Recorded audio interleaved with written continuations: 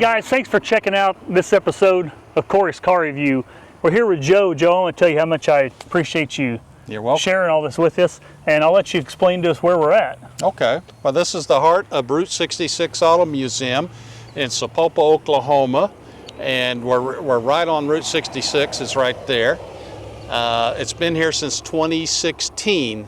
The building was a military armory, and the federal government gave it to the city of Sapulpa, the property, and so we lease it from the city of Sapulpa. We put up the 66-foot tall gas pump as a good road marker, so you could tell where it is. You can definitely spot that. Yes, and we're standing in a lower parking lot that has Tesla charging stations here. So it's not unusual to drive by here and see 2-3 Teslas being charged. And it's free to Tesla owners, but it's slow, so it don't charge very fast. What'd you say it was like? 7 miles per hour. 7 miles per hour. So if you leave it charged in for 1 hour, you get 7 more miles, but it's free. Yeah. Well, this is a cool building. I like that. Volkswagen you guys have out here. It's a cool place, and when we walk around the front, as we go inside, we'll show you guys what all's inside. But I like you've got the front of those cars. Yes. Attached to the building. That's pretty cool. Just a cool place. How many days a week are you guys open? We're open every day except Monday. Except Monday, okay. Yes. And what are your hours? 10 to 4, Sunday noon to 4. Okay. There was a gentleman that lived in this area that was a Pontiac collector, and he wanted to open a museum, and he and an attorney were in the same car museum, so the same car club, excuse me, and the attorney offered to do gratis all the paperwork to create a 501(c) so he could start the museum. And then he got the opportunity to start his museum in Pontiac, Illinois, so he left town. Well, then a guy that lives in this town knew about that, and he contacted him in Pontiac, Illinois, and said, "I've found you a building, this building." And Tim says, "Well, I've already got a museum. I can't open one there too." So they contacted that attorney, and that attorney, since he'd done the paperwork for one museum, he just decided to do it for this one, and he was the #1 founding member. Plus the guy in town that found the building. The two of them were the two main guys that started this museum. Oh, that's cool. That's some cool history, and I like that you guys that are volunteers that work here, you guys know so much about all the cars inside and all the history and the signs and. We learn a lot. Everything. We learn a lot from visitors from the museum. They teach us things, and then we remember it. Yeah. Well, I wouldn't be very good because I don't remember crap. Yeah. So, and we thought, what better vehicle to park in front of this than my dad's El Camino? If you guys haven't checked out the video we did on this, my grandpa bought this new, and he passed it down to my dad. So there's a full video on this that you guys can check out, and I can't wait to go inside and show everybody what's inside.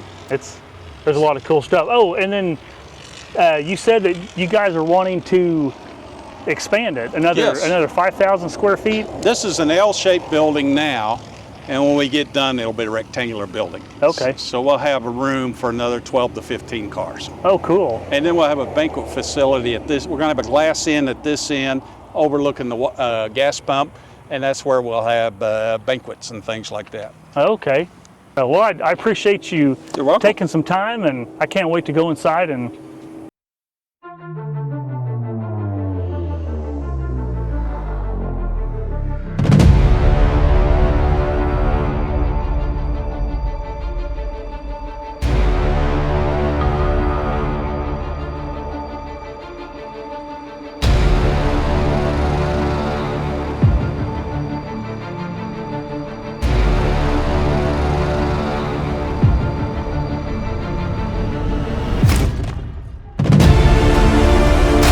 Ford Model A, and then this is a 31 Oldsmobile. So if you come over here and stand in front of them, you can see the difference between an Oldsmobile and a Ford.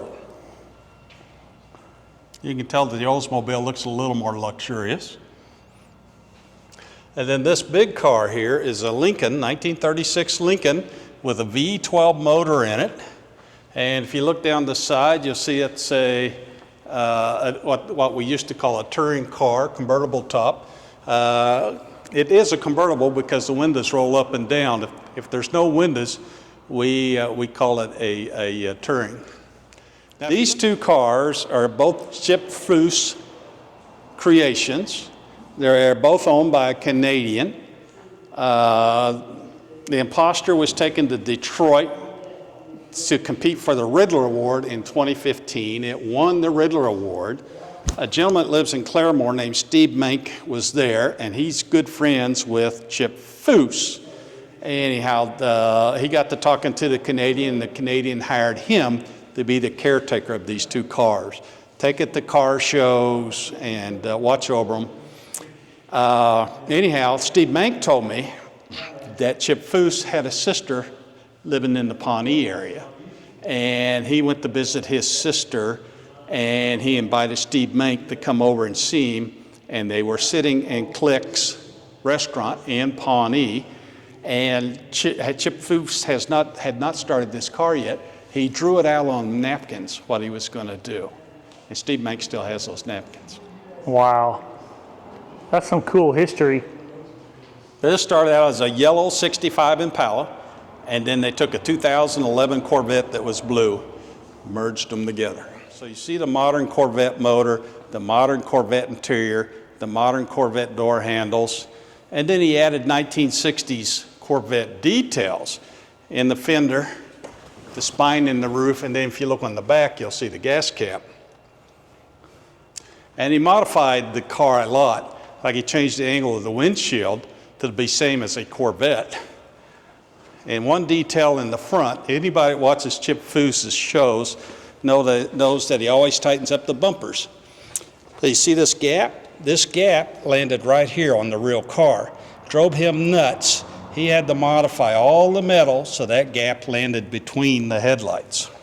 That's the kind of details that went into this car. And that's a detail that I wonder, like, I don't know, Dad, you probably would have recognized that, but I don't know if that's a detail that I would have ever noticed myself. If it had not been pointed out, you'd probably never notice it.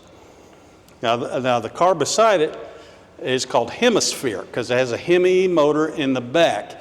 He designed this when he was in design school in Pasadena, California. Chrysler liked what he drew and used those drawings to create the Plymouth Prowler with fenders and a V6 motor in the front. But he drew it this way with a Hemi motor in the back with no fenders.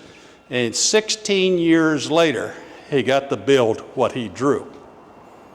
So, and that's how he had to graduate was. Yeah, 16 years after he graduated, he built the car he drew in college. A model car company paid him to build one of them, but he built 5 of them. This is a 55 Chevrolet Nomad, and it has, if I can find the latch, a 502 Chevrolet motor in it. Gosh. And it's got a brand modern frame. So it's like a brand new car, except it's a hot rod with that 502 motor.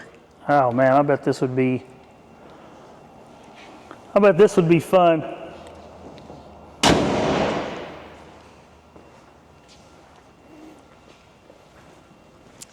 Now this one's a 41 Chevrolet with a ZL1 Camaro motor in it.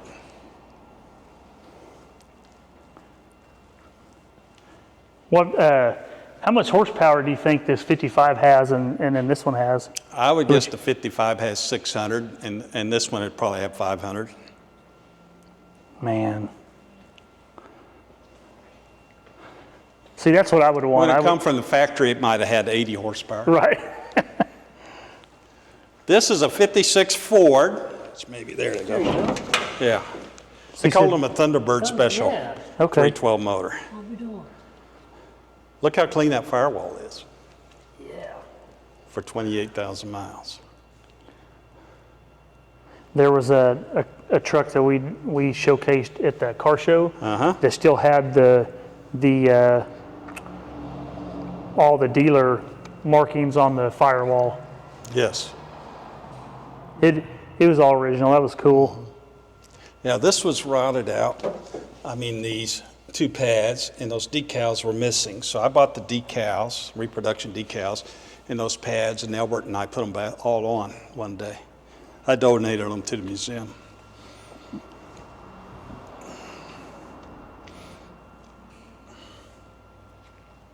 Yeah, it's got 312 motor in it. It's original, unrestored, 28,000 miles. God, 28,000 miles. Mm-hmm. That's incredible. Now this one's a Lincoln. It's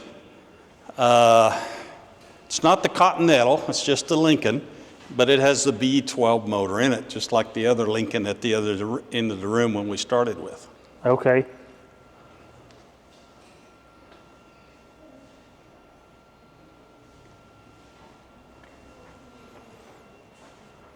And this one, everybody knows what it is, 55 Ford Thunderbird.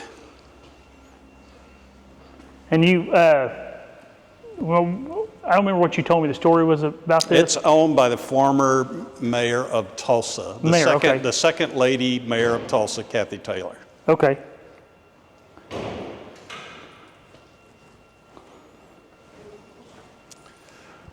And I've never seen one of these. This is a Spiker. It's about 23 years old. It was made in Holland, Netherlands. It has an Audi V8 motor in the back. And if you look at the console, you'll see that the gear shift linkage is not covered by the console. It rides on top of it.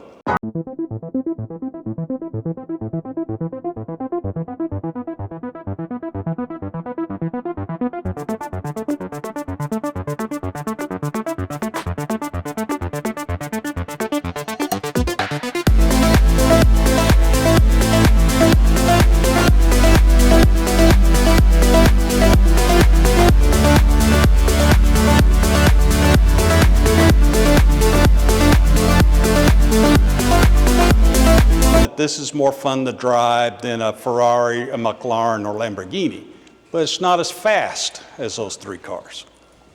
It'll go about 185 miles an hour. Well, that's good enough for me. Mm-hmm. This is a 68 Chrysler 300 with a 440 motor in it. A friend of mine ordered this brand new, and he lived in the Tulsa area in the 1990s, drove it regularly. I moved to Quartzsite, Arizona, and he told me if I'd come get it, he'd donate it to the museum. So I went and got it, and he passed away 6 months later. Gosh. At least he knew that. He knew where it was going. At least he knew where it was going, yeah. Yes. I consider the Imposter that we, at the other rim, the most special car in the museum, but this one's pretty special too. General Motors electric car EV1 that they made in the 1990s, 96 to 99. They only shipped them to Los Angeles and Phoenix. You'd go lease it at the Saturn dealer. They were built in the Saturn plant. It would go 80 miles per hour. We've had electric cars 130 years. And they would usually go 30 miles per hour. This one would go 80, which you need to be able to have that capability on a freeway in this country. Right. Especially west. Lead acid batteries, none of today's battery technology. It would go 75 miles on a charge, and it took 12 hours to recharge it. General Motors decided there was no future in electric cars. They couldn't make no money on them. So as the leases expired on these, they destroyed them. They took them back and destroyed them. They sent about 25 to 35 of them to technical institutes so they could study it. This one started at one in Oklahoma City. They got bored with it. They sent it to the University of Tulsa. They got bored with it. They sent it to a technical college in Tulsa. They got bored with it. And the professors from those three schools got together and campaigned with General Motors to let it be displayed here. It still belongs to General Motors. Okay. How many do you think are still around? I think probably 25. 25? Yes. There's only 5 in museums. So the next closest museum to see one of these would be Dearborn, Michigan, or Los Angeles, California. Wow. Here we have this one in Sapulpa, Oklahoma. Yeah, this, like I said, this is the first one I've ever seen. Now this 1922 Packard, we take people for rides in May through September on Saturdays, so they can say they've ridden in a 100-year-old car. So this Saturday will be the last Saturday this year. Okay. And if we have more people than we can squeeze into that one, then we drag out this 1922 Cadillac in the other room. Okay. So the drivers, they can tell you which one shifts nicer, which one handles nicer, which one's easier to start, all those kinds of things. So it's kind of interesting to sit down with the drivers. I'm not one of them, and they can tell you the nuances of those two cars. And every museum should have a Model T. This is the 1926 Model T, so it would have been one of the last ones made. It's what we call a roadster back then, because you had no roll-up windows, so you call it a roadster. And Ford did not make a rumble seat for these, so this is an aftermarket kit that somebody created to put in the trunk. Now, what year? They were what? They made 10, these 10 or 1908 through 1926. Okay, and they really didn't change. They didn't change a whole lot. You know, the motors got a little more horsepower through the years. The brakes got better through the years. There was no brakes on the wheels. The brake was on the drive shaft. So you had one brake on the drive shaft. So they were hard to stop. Now, in the Rocky Mountains, they had what they called Rocky Mountain brakes. So they'd put brakes on the wheels in the mountains. We were talking earlier about how rough those wooden spokes would have been.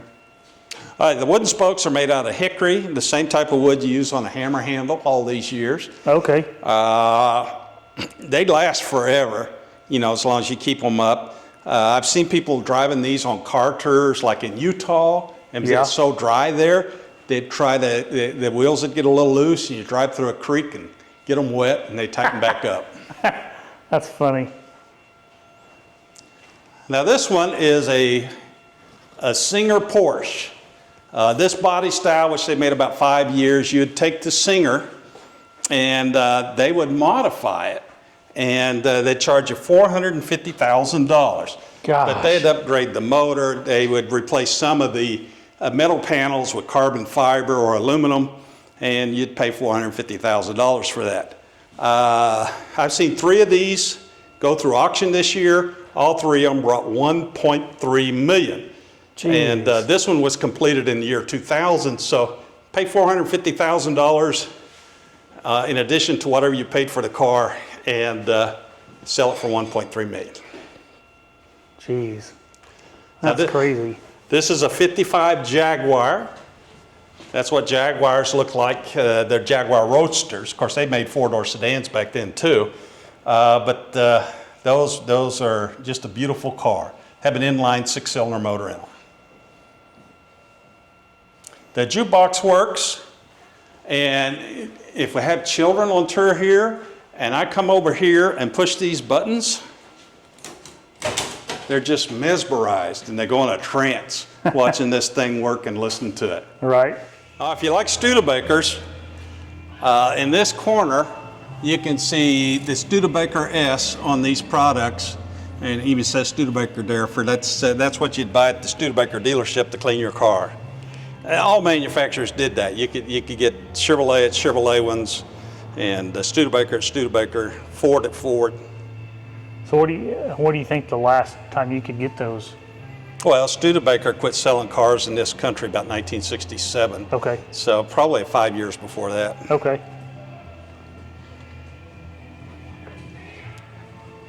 I love the blue and the black on this. Yes. Now this is a 1966 Lincoln four-door convertible. It'd be 3 years newer than the one John F. Kennedy was killed in. But Okay. one John F. Kennedy was killed in was basically the same body style. And does this, oh yeah, it does still have the suicide doors. Do you know what, I don't know what year they quit doing that. Or they, I'm going to guess 68 or 69. okay. I've always thought that'd be cool. There were a lot of brands in the 1930s that had suicide doors. Now this Mercury was built at the same hot rod shop in Mena, Arkansas as the 55 Chevy over there. Okay. It has the exact same frame, the exact same 502 Chevrolet motor. So if we pulled the body off this or the 55 Chevy, they'd look exactly the same. Okay. Now this is a 1970 Barracuda. They call it an AAR code. It has the 340 6-barrel carburetor. It's basically 3 2-barrels. This is the desirable Barracuda to buy for 1970 by the collectors because a 340 would outrun a 383. You had a lot of choices in motors in these. You had the Slant 6, you had the 318, you had the 340, you had the 383, you had the 440, and the 426 was the monster motor.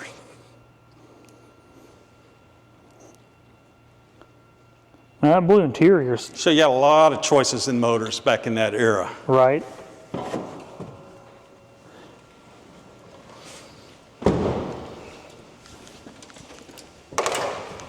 I'll put that back on.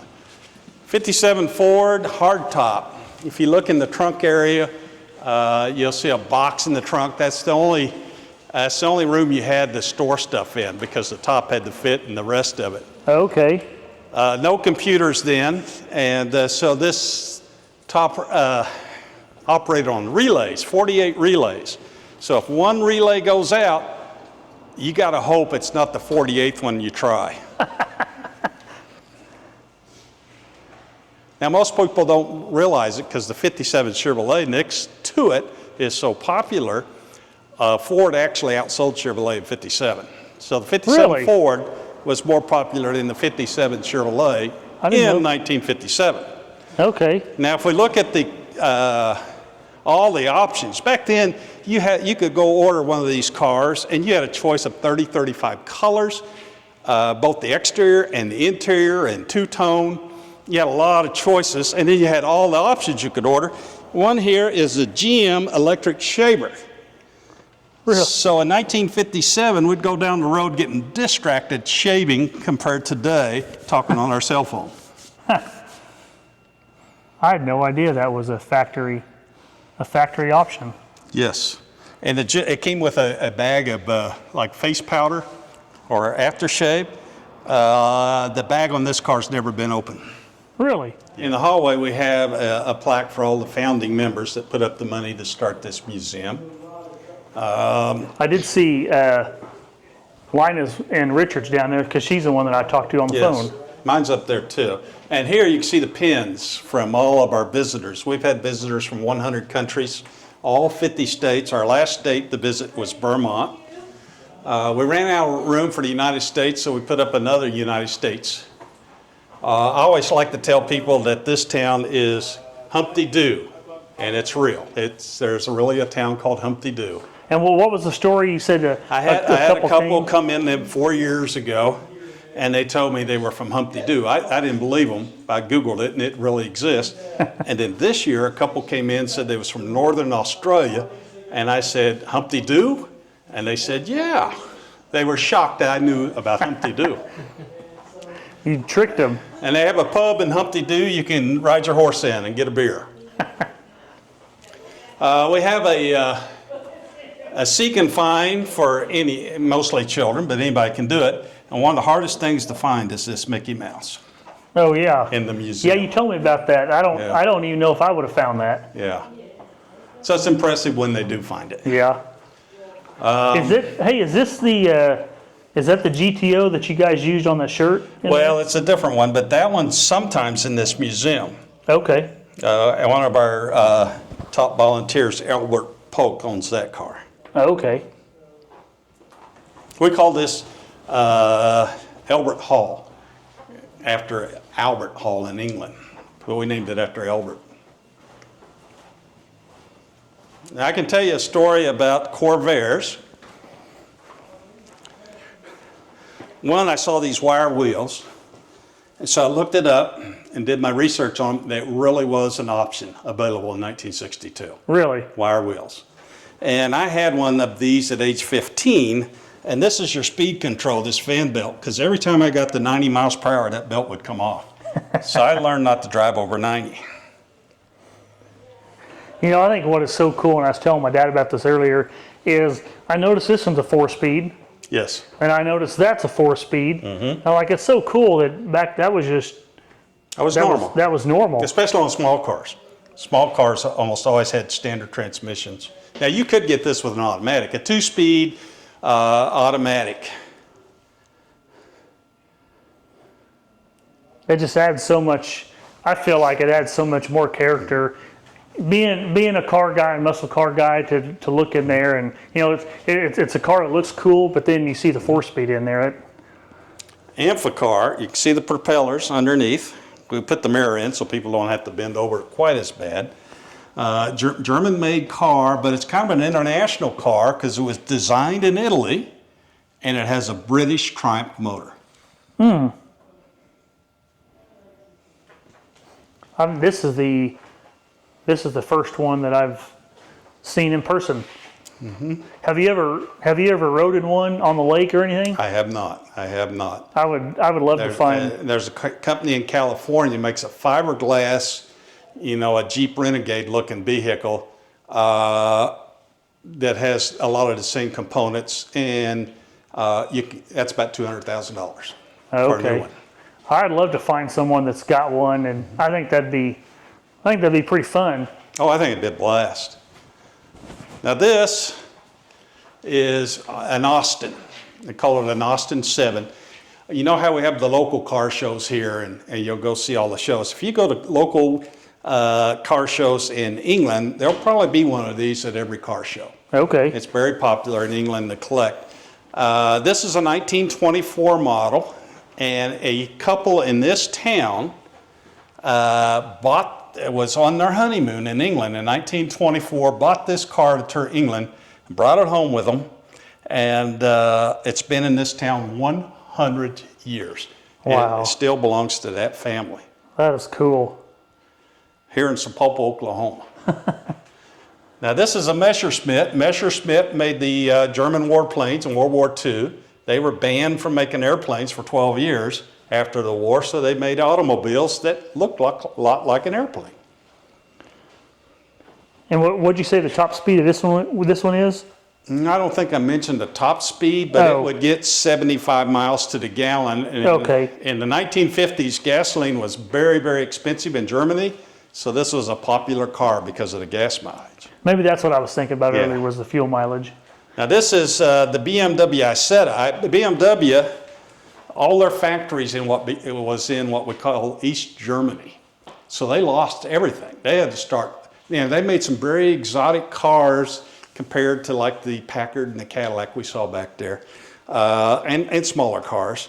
And they lost everything after the war. They had to start all over in West Germany.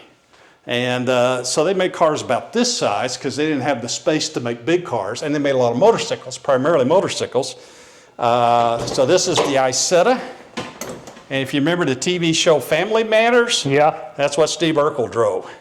I think that's the only place I've ever seen one. But when I was a kid in grade school in Wichita, Kansas, I used to see these in grocery store parking lots. So it wasn't unusual for people to have these in the United States in the 1960s.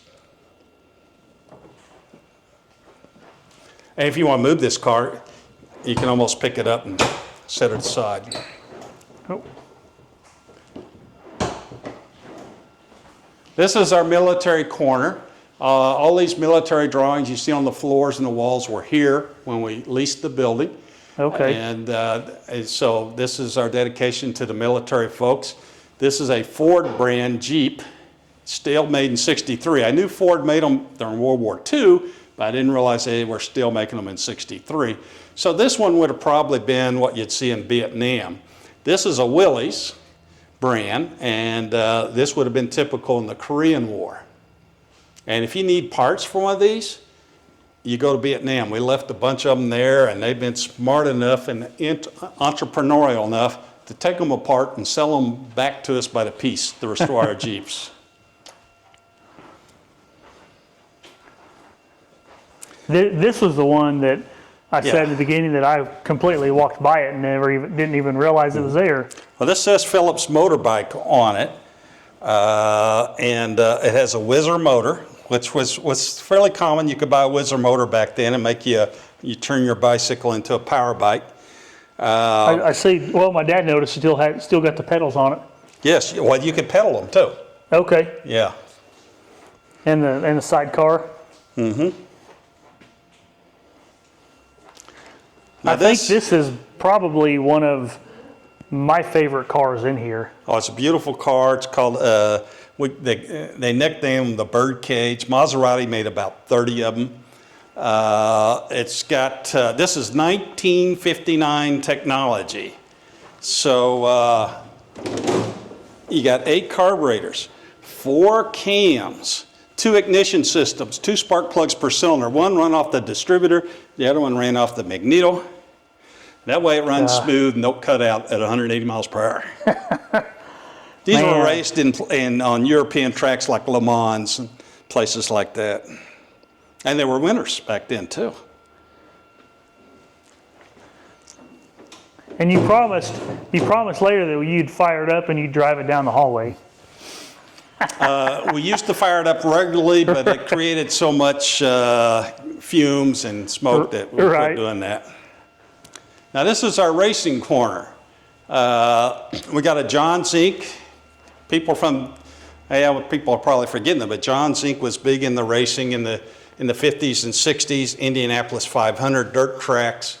And this, what they had was these dirt track racers, the maximum they could have was like 305 cubic inches on the V8 motors. So that's probably a 302, 307 motor. This gentleman has been in the museum, and he's the one that started the Chili Bowl. Oh, wow, okay. So he's been here. Have you ever been to that? I have not. I've always wanted to, because I think it's ran right around my birthday. This guy has been here too, and in this race, Mario Andretti came in third. He won, Jackie Howerton won, and Mario Andretti came in third, and another famous racer came in second. I don't recall his name right now. So you can see a lot of racing stuff here. Oh, yeah.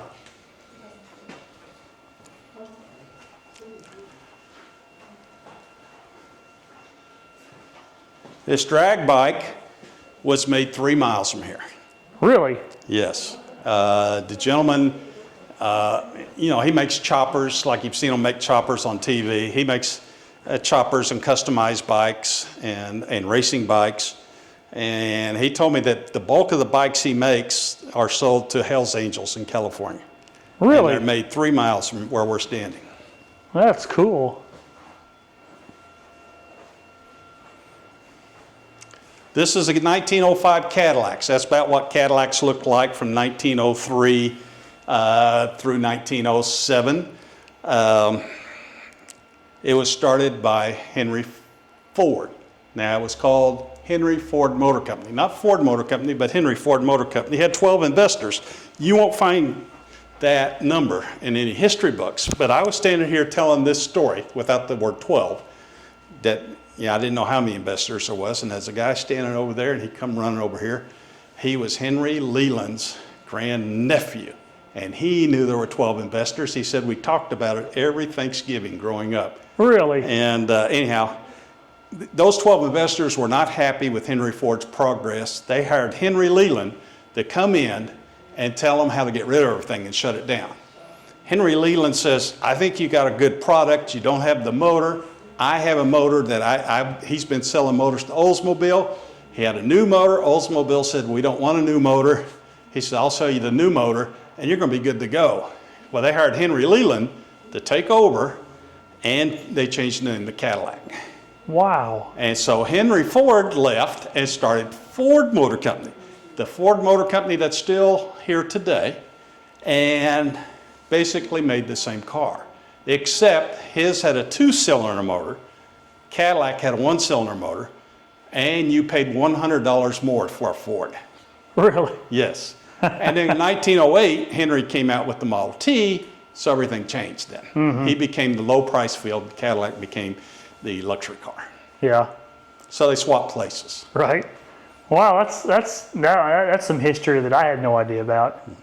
And the 12 investors, that's all word of mouth. It's not in any books. Now, this I like to talk about because it was made, assembled at the Mercury Marine plant in Stillwater, Oklahoma.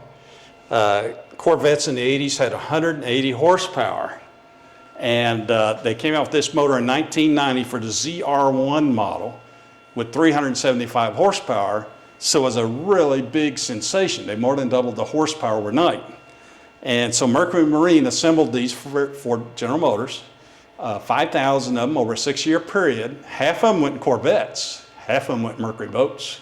Okay. And all these signatures are the Mercury Marine employees in Stillwater, Oklahoma.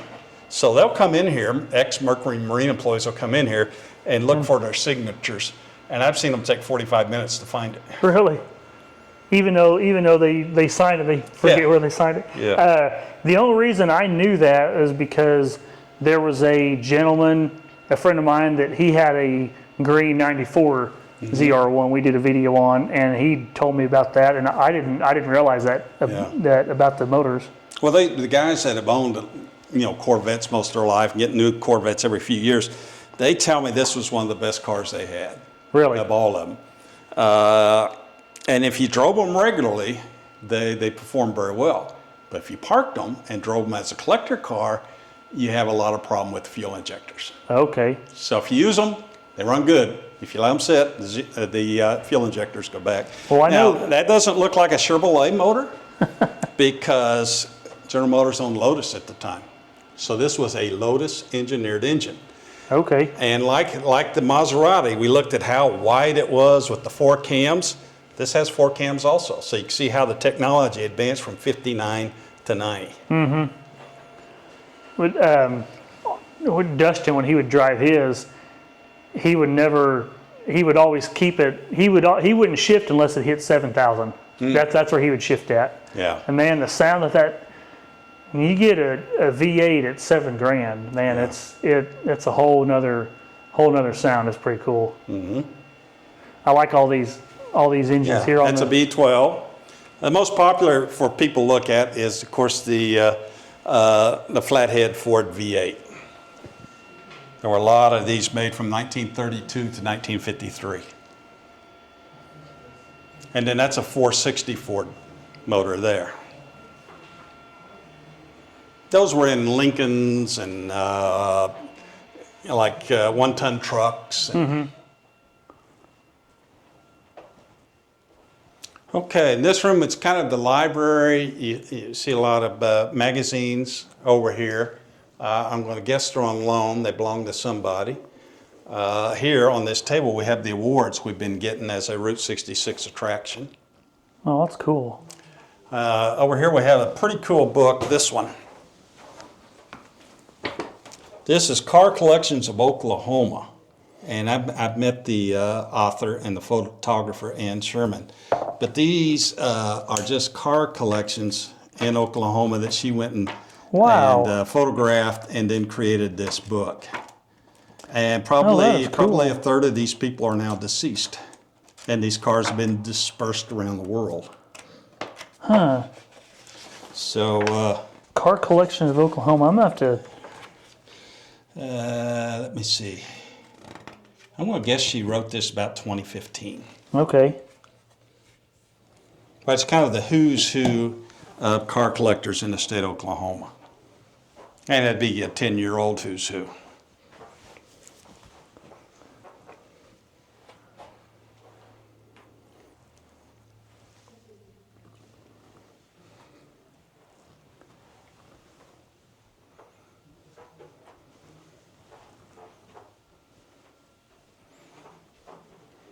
I like that gas pump. That's a nice one. Now, ex-military guys that did some duty in this building, they'll come in and they'll tell me who's sitting in that office, who's sitting in that office. And of course, this back room back here, they were all offices too. And of course, you had ceiling tile and grid up here. You didn't see the structure of the building. Okay. So this was all offices from from here that way. Okay. And they'd like to come in here and reminisce. I can show you another thing about the military. Oh, sure.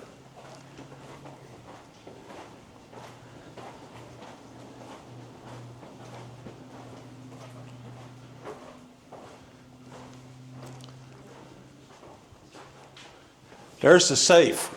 Now, we don't have the combination to the safe, so we can't close the door. And wow. It's a big room.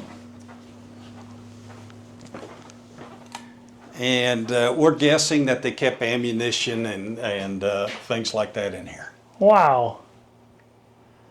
I didn't even, when we were in here earlier, I didn't even notice that door even being there. So today we would use this as a tornado shelter if we felt like we needed one. Yeah.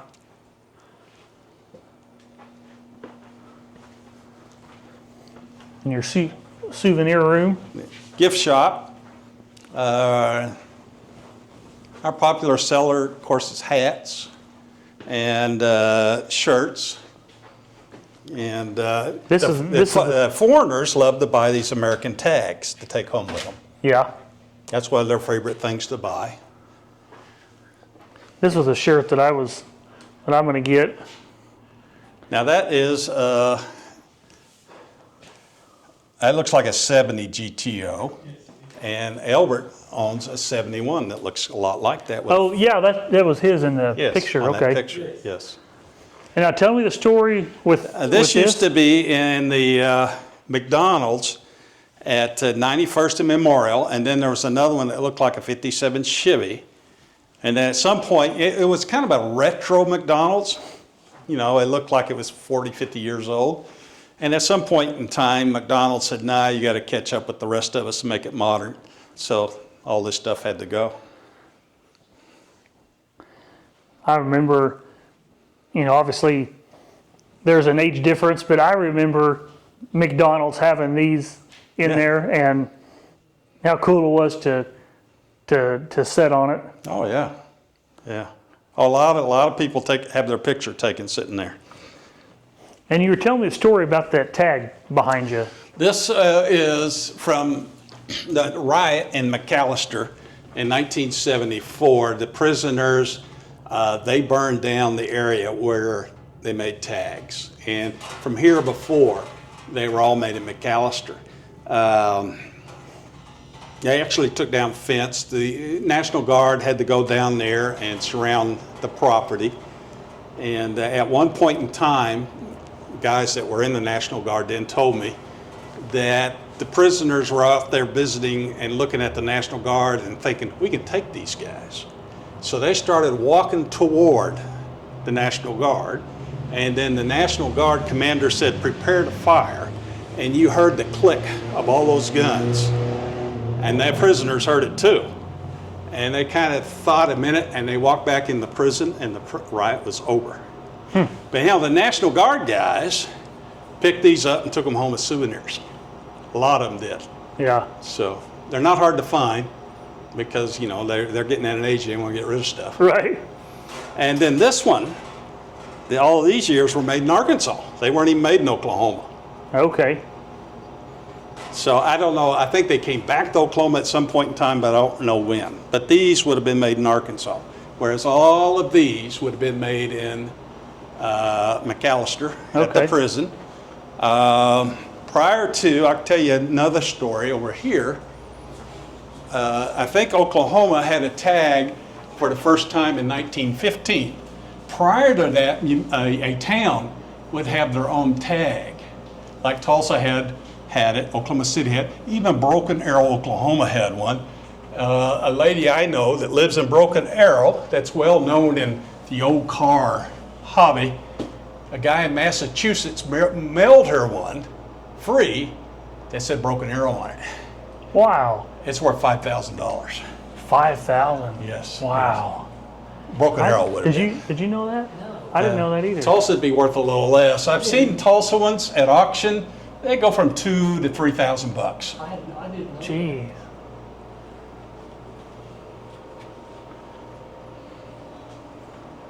That's cool. And we used to, at one point in time, we'd go white, black each year. And then when we got about here, maybe this was a tribute to OSU, I don't know. And then we went red, green for many years. We sell these in the gift shop. They're made in Sapulpa, Oklahoma. This one came from Fairmont, the wood came from Fairmont High School in Indiana, where James Dean went to high school. Really? Yeah. So that Wow. makes it special.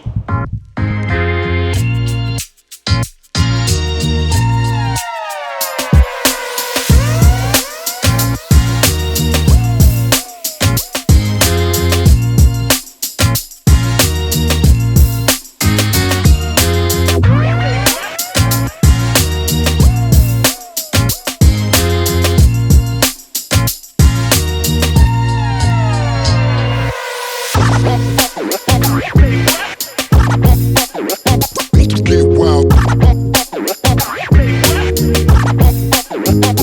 Get wild. Get wild. Get wild.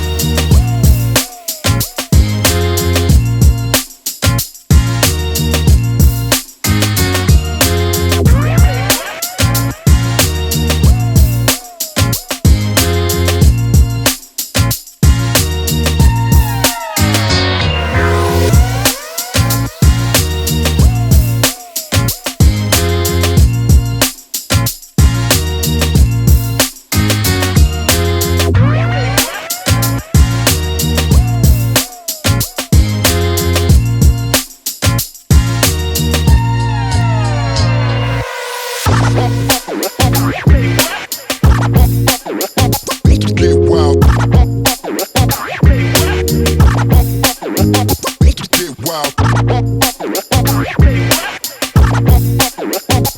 Get wild.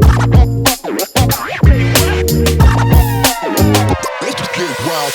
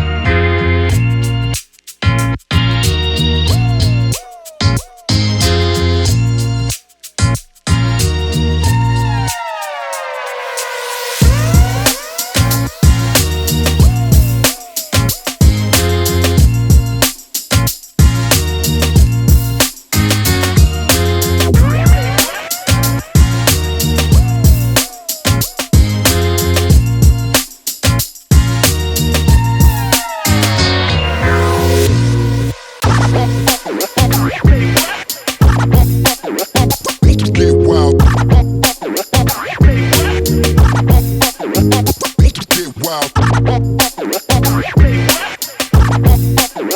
Let's get wild. Let's get wild.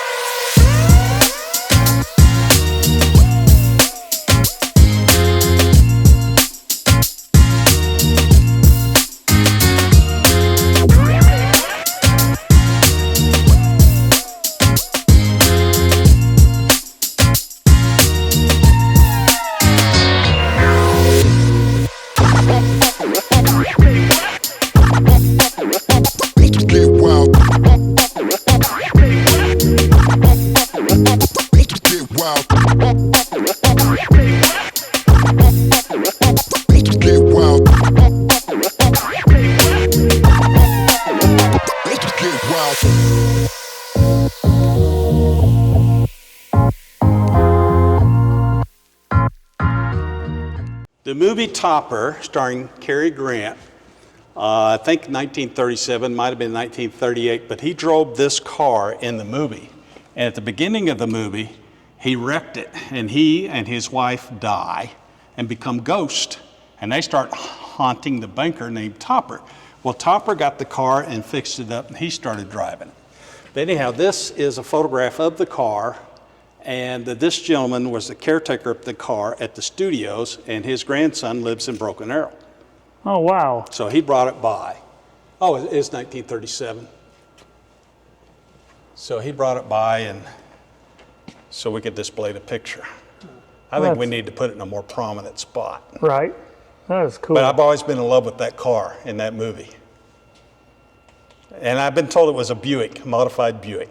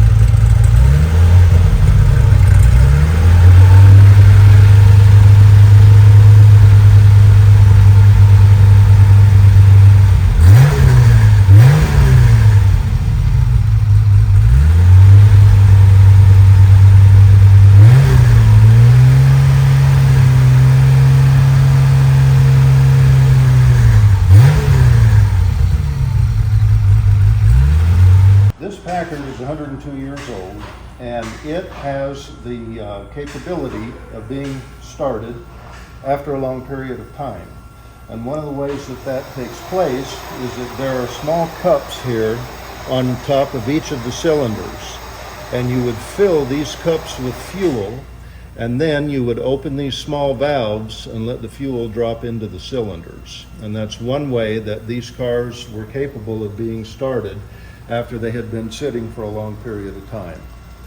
And this is a 102-year-old car, and this thing sounds like a sewing machine when it runs. It's just a fantastic car.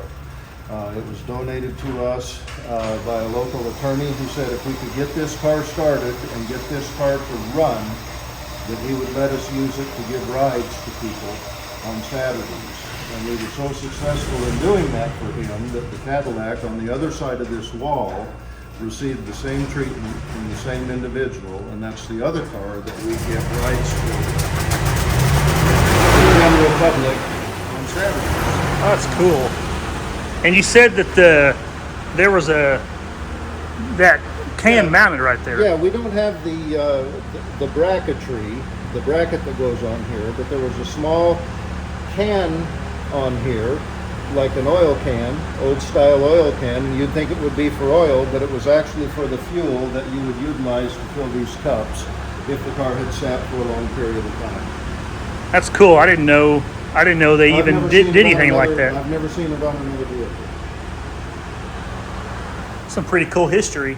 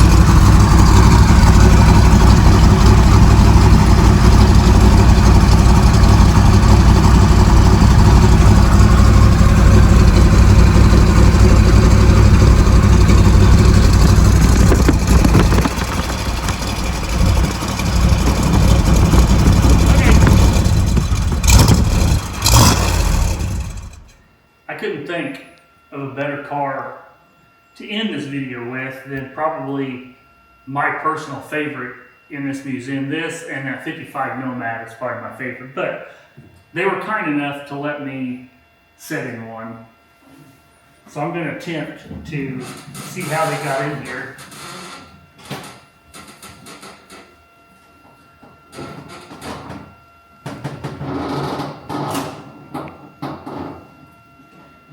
Their legs are a lot shorter.